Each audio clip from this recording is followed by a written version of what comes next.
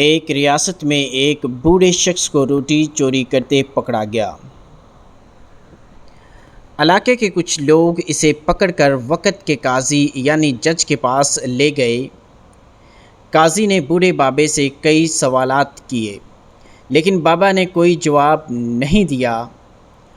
بالآخر قاضی نے فیصلہ یوں سنایا، بابا جی روٹی چوری کرنے کے جرم میں 1 درہم یعنی روپیہ یا ڈالر تندور کے مالک کو بطور جرمانہ ادا کریں گے۔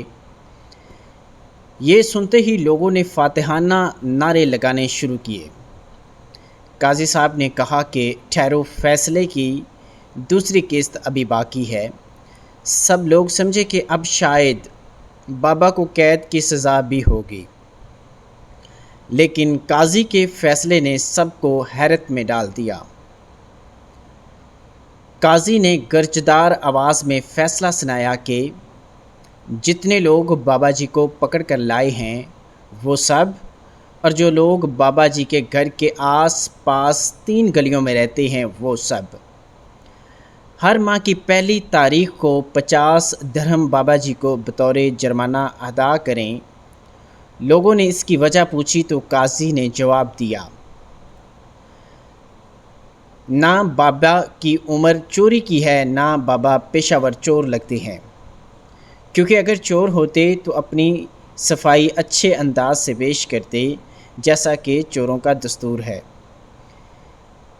ان کو بھوک نے چوری تک پہنچایا ہے۔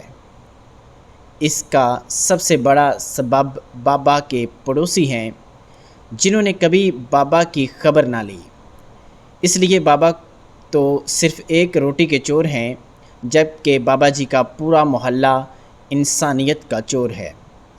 جو سزا میں نے سنائی ہے، حقیقت میں یہ تمہارا فریضہ تھا جو تم ادا نہ کر سکے، اس لیے اس کو جرم کا نام دے دیا گیا۔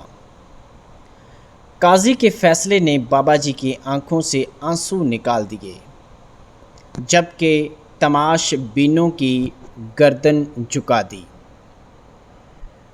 تو پیارے دوستو، یہ کہانی آپ کو پسند آئی ہوگی۔ اللہ نگہبان۔